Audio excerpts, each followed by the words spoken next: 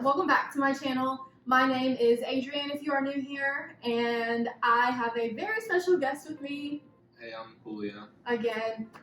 So today we are filming a video all about finances. And for those of you that don't know, Julio is a personal banker. So this is like right up his alley. So just really quick, will you explain to people what you are licensed in? So basically, I was fortunate enough to have my licenses in my last semester of college. I am licensed in life and health and variable annuities. So that's insurance. I'm licensed in the SIE General Securities exam. I'm licensed in Series 66 and Series 7, which gives me the ability to act as a broker-dealer or a representative of a broker-dealer, and also make trades for customers if they choose to use me as their resource. So I'm able to sell insurance, sell investments, and discuss it from an investment representative standpoint. But I also have the responsibility to have the client's best interest before I do anything. And that's why I'm being very careful, because I can't give financial advice without being held liable for it. So this is not financial advice.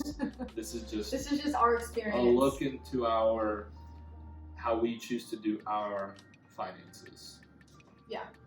So let's talk about finances from a newlywed perspective. I think to start this video off, we should probably talk about how I handled my finances and how you handled your finances as individuals, and then talk about how we do them together, and do like a little bit of an in-depth deep dive into our finances and show people how we do it, and then talk about advice we give. Works for me. Okay. So, for my finances, just so you know, when we got married, I was 21, he was 22, right, when we got married. Yeah. So we were young. I was still in college. I wasn't making, good money. I was just working a part-time job, making what I could. So keep that in mind as I'm telling you how I do my finances. But I had a bank account that had two accounts in it. I had a checking account and a savings account. And I pretty much didn't use that at all. Any money that I got Venmo'd, I would put in my bank account. And I didn't swipe my card very often. The only thing that I had go through my accounts were my monthly bills. So basically my Spotify and the 99-cent iCloud thing. Those are the only recurring bills that I have. All of the money that I earned working my part-time job, I worked at Subway in case you didn't know.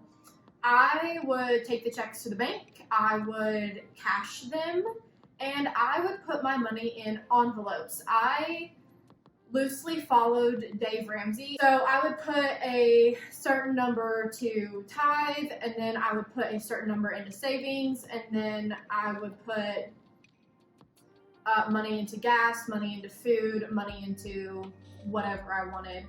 And that way I always knew how much I had. I wasn't tempted to overspend because I literally couldn't. I would run out of money and not have any money to use. Yeah, for me it was a little bit different. When I started getting my own money, I'm like, save, and never spend anything. I lived a very frugal life my first year away from my family. I just lived in an apartment. My biggest expense was a gym membership for a really nice gym that I really liked, and also food. That was basically all that I spent on. Coming from a banking perspective, I see the value in utilization of credit and being able to manage that effectively. It wasn't really anything too crazy, but also kept my spending limits like incredibly low. So did you budget as an individual? No, I didn't, because I was like, I'm spending so little that I... Did you have separate accounts for anything? No, I had one main account where I put all my money in. Yeah. I think for us, it differed as individuals because, like he said, he didn't spend a lot of money, so he didn't see the need to budget. For me, I was making so little that I needed to budget because I needed every dollar to work for me in a way that was useful. I didn't need to be wasting my money. But okay, let's talk about how we did our finances as an engaged couple, because just FYI, to preface this, we were very, very open about finances from the very beginning. So conversations about finances came naturally, they weren't awkward, and neither of us shied away from talking about it. We were very open with each other about things. How did we handle finances as an engaged couple, but also still needing to have control over our own money, because we didn't combine anything until we got married? So basically a lot of our finances, we didn't we didn't combine our accounts until we got married. And we were really just planning for the wedding. That was one major thing, because we needed to make sure that there was enough money in the account to pay for the wedding whenever it came around. And as an engaged couple, we also decided to purchase a home. Yeah, so that was a major expense. And luckily enough, we had enough for a pretty nice chunk-sized down payment that got us a pretty good rate banking. So we talk about how much money we were able to put down, like percentage-wise. So at the time, and what rate we got. Percentage? I think it was around like 15%. We put 10%. No, we put more than that. That's how much we put down. No. Yeah, that's how much we put down. 10%? I remember. Cha-ching! Yeah. Okay. Well, the reason why we only put 10% down was because I was talking with the mortgage loan originator, and he said that if we put any more down, it wouldn't get us a lower rate, but that the rate that we had was pretty fair. And what was our rate? 2.5. If anybody, that's a really, really good rate, because at the time, fortunately enough, rates were incredibly low. So the other thing that we had to tackle as an engaged couple is paying for the wedding. And we were able to get married and come back from our honeymoon completely debt-free of anything related to wedding and the honeymoon, which we both agree we are very blessed. And we know that most of the time couples take out large amounts of money and go into debt for events like that. Pretty much all of the money for the wedding I had budgeted, and I had in either my bank account or Julio's bank account. And so I paid for everything as I was buying it, and I didn't let us go into debt because I didn't think it was necessary. Full disclosure, I was not involved with this budgeting whatsoever. No. It was on Adrian's little notebook, and she kept writing it down, and I'm like, well, looks good, man. So that's how we tackled the big things as an engaged couple. And then we started talking about how we were going to do our finances when we got married, because we do finances very differently. I did everything in cash, and I did, a very strict budget. Julio did not budget and did not do cash. So I had the idea to make a budget eventually, but we knew that we were gonna have to compromise. The reason that I did cash was not because I didn't trust myself with a card, because I've had a card and I know that I can use a card. I just spend less money when I have cash. I was pretty hesitant on the cash. And so what we ended up deciding to do was budget, and I was going to be using a credit card for the first time in my life. And I was not going to be using cash.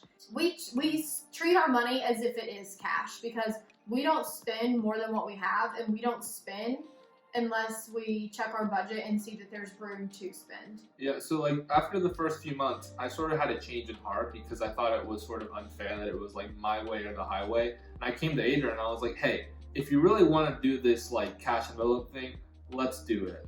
And I'm pretty sure, I don't want to put words in your mouth, but I think you were actually, this is working fine. Yeah, it was. It was there's no need to disrupt what we're doing now. It's working. I'm handling it. It was fine. But another thing that we do is that we use the Ramsey App, and this is not sponsored, but Adrian's going to put it right here. It's called Every Dollar. Yeah, and basically you put both of your income, and then it tells you how much you get at the end of the month, how much money you have to spend, and you allocate every dollar into little buckets. It's this is how much you give the church, this is how much you have for rent or mortgage, this is how much you have for groceries. So what we would do is every time we swipe the card, we would immediately type in hey, we went to Sam's and spent $30 on gas. Wouldn't that be nice? Yeah. Or we went to Chipotle, our favorite store. Video on that. I'm just kidding. Just told me to make videos on everything. Hey man, we need content. Oh my I'm just saying. gosh. But basically, that really helped us track what we were spending, Mhm. and it made Adrian. I mean, again, I don't want to put words in your mouth, but it makes it feel like it's envelopes, but it's really Yeah. not. That was my big hesitation toward using a card. Is I was like, how am I going to budget? Do I have to create a separate account for every category that I had in my budgets before? And the Dave Ramsey app, it's free, by the way. This is not sponsored, no promo or anything, but it's free, and that's how we budget our money. So I really appreciate it because at any point in time, I can check the app and see how much I have to spend in each category. And it worked. Like, we both have the app on our phone and it's connected. So if he puts something in, it goes straight through my phone. And that's how we're able to have a budget and stuff without using envelopes. Yeah, and one of the things that was a little bit difficult was that when we first got married, we had a apartment rent payment and a mortgage payment, and Adrian didn't have a consistent income because she wasn't graduated yet. She worked like a summer job. That's one thing that we should throw in there. We got married in May, and I graduated college in December and didn't get a big girl job until January. So we lived on one income from May to January, with the exception of the month of July, when I worked in childcare for about 4 weeks. Yeah, and our rent lease didn't expire until July. Mhm. And we signed on the mortgage in February and didn't have our first mortgage payment until April. So we had double housing payments for 3 months. April, May, June, July. For 4 months. Yeah, we were paying a lease and a mortgage. So we obviously had to be very conservative with our money through that time. It worked out. We're doing pretty well now. Okay, so one of the biggest pieces of advice that we would give, I would assume that you would give it to a newlywed couple, is live below your means. It's gonna be nice because you're gonna be combining two incomes and you're only living under one roof, so bills go down, income goes up, and you get excited because it looks like you have a lot of money. Live below your means. This is your time to invest. This is your time to save up. This is your time to get financially secure before huge expenses start coming your way. Yeah, but then again, we also are very fortunate because both our families really did contribute quite a bit to the wedding, and also helping us settle into our home after we moved in. Adrian's family helped fix a lot of major issues in our home that would have been major expenses that would have drained us of a lot of the saved income that we had. And we also had a lot of hand-me-down furniture, or just a lot of wedding gifts that really helped us out in tough times. So one of the things that was really tough for new couples is having to furnish your entire home and also having to make those repairs if it's not a brand new build. Yeah, and just so you all have an understanding, we bought a 4-bedroom, 1,800 square foot home. So furnishing that did not come easy. And also our home is like 40 or 50 years old. So when we moved in, we knew that there were going to be some projects that we wanted to tackle. And I'd say we dumped probably around $10,000. Year to date, we've probably done. Yeah, we've probably put about $10,000 into improving our home, and that does not include the cost of labor. That includes the cost of materials, because my dad did the labor for free. So our home has it's been transformed, and largely in part to my dad, who did it all. It would easily be double that without. Oh, at a minimum, probably triple or quadruple. Yeah, so we were very fortunate there, but additionally, another thing that we have really been strong about is having to reallocate our budget. We sit down and review at the end of every month, and we're like, hey, we're doing really good here, but we're struggling there. where can we, like, either we need to cut back our spending or we need to put more money into that bucket, take money from here and there. Just moving things around and revising the plan, because it's not always going to work out each month, and things come up like birthdays, random medical expenses, maybe car maintenance as well. Anything can come up, and lives and stuff. So Yep. Okay, so let's get into the meat of what our personal finances look like, because I think people are going to want to know. So obviously, I'm not going to tell you how much money we make because I'm not sharing that on the internet, but I will tell you how we spend our money. So the very first thing that we do is we tithe our 10%, and that goes to the church. And then the next things that we do are things that have to be done, like the mortgage, like gas, water, trash, all of that. So one of the things that we have had to change in the last few months is how much money we spend on groceries and gas. Initially, we had around $400 allocated for groceries and $100 for gas. No, $150. We had $150 for gas and $400 for groceries. Yeah, something like that. And now we upped that to $530 for groceries and $250 for gas because, gosh, inflation. Man, like we can't visit family, bro, because it's like really expensive. Like it's a 2.5-hour drive, and that's a full tank. Like, and you guys probably know what's up. Like it's crazy. Yeah, and then okay, so after our initial expenses of things we can't live without, then we get to things like gas for our cars, car insurance, life insurance, health insurance, the whole 9 yards. So both of us are still on our parents' health insurance plans, right? You still are. So we're fortunate that we don't have to pay for that. But we do pay for our car insurance and our house insurance and all of that fun stuff. So that comes out next. Then we go into food. And like Julio said, we budget like $530 for food. And then we budget $150. This is per month, by the way. All of this is per month. For date night, and then $50 a month for fast food. And that's like the next thing on our list. Next is, what's next? We have like a gym expenses. Yeah, our gym comes out, and then we have fun money. So we give ourselves $40 a month for each of us that we can spend on whatever we want. The other person doesn't have to approve. It is our personal money that we spend how we choose. And then the next thing we do is... my glasses. Oh, look, look at me. Oh my gosh. The next thing we do is we save, or I don't know if I should call it saving, but we budget we for... have funds. Yes, funds, that's the word. So we have a birthday fund, a Christmas fund, an anniversary fund, a car maintenance fund, a clothing fund. And then a general savings fund. Yeah, and then a general savings fund. So I think we're putting in $150 a month for birthdays, Christmas, and anniversary. Between the three of those, it adds up to $150. We do $50 a month for a car fund, $50 a month for a car fund, and we do $50 a month for a clothing fund. And then, what was the other one that we had? House. That one changes because as we change our budget, we have to change how much we put away. And then obviously we put the rest of our income that's not already allocated into general savings. And I'm not going to tell you how much that is because then you could do the math and figure out how much we make. But, oh, the other thing that we have is our couch. So, like I said earlier, we don't really buy stuff unless we have the money for it.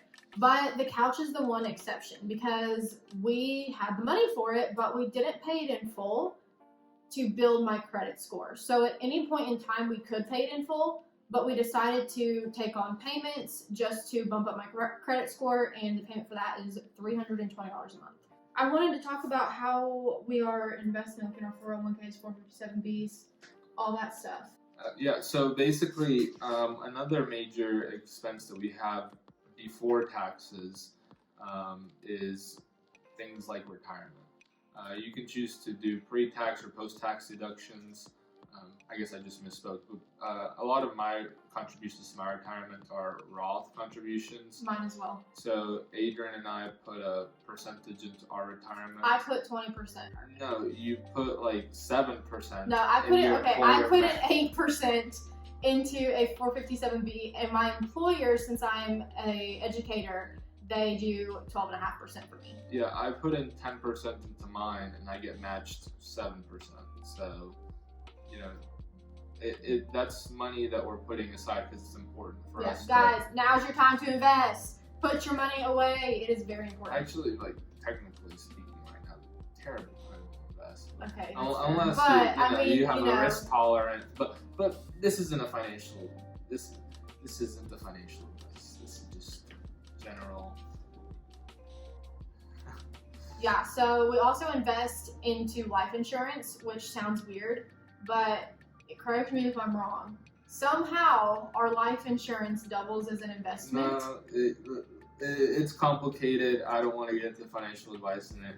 Our life insurance has an increasing benefit. So as we put money into it, the benefit that we get if one person passes away, dies, it increases along with the cash value of the insurance policy. If you understand that, great. If you don't, then what is the policy that we have called? Universal? It's called a universal life with a increasing option, a benefit increasing option. Yeah, so we kind of double that over as an investment in our retirement because we can cash that out at any point and get the money that we put into it back with a Now, this isn't financial percentage. advice. Reach out to a financial advisor if you want to learn more. Could be Julio. Don't do anything based on what we've said. I gotta go, but okay, I will finish off the video with my closing thoughts. So this is some advice that I would definitely pass on to anybody that is about to get married or is engaged and you need to talk about your finances. First things first is don't be afraid to talk about it. Talking about finances can be really awkward sometimes, and you just have to have the conversation. You need to make sure that you're on the same page with your partner as early as you can be so that you know how to prepare for it. Julio and I were very fortunate that we were pretty much on the same page with everything.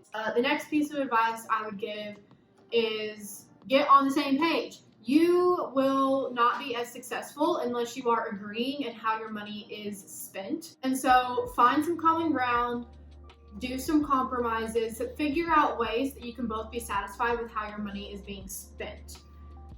The next piece of advice I would give is be open and honest about any debts that you have with your partner. My next piece of advice is budget. Budget. Decide on your budget before you get married and make sure that you're in agreement on it. This way, you and your partner both feel confident in how you're spending your money. The last piece of advice that I would give is save. Make sure that you are saving a agreed upon amount of your money every month because expenses come. Okay, so those are the best pieces of advice that I have in the finance area as a newlywed. If you enjoyed this video, give it a thumbs up and comment below if you want to. It really helps out my channel. It pushes my video to more people. Thank you guys for watching, and I will see you in the next video. Bye.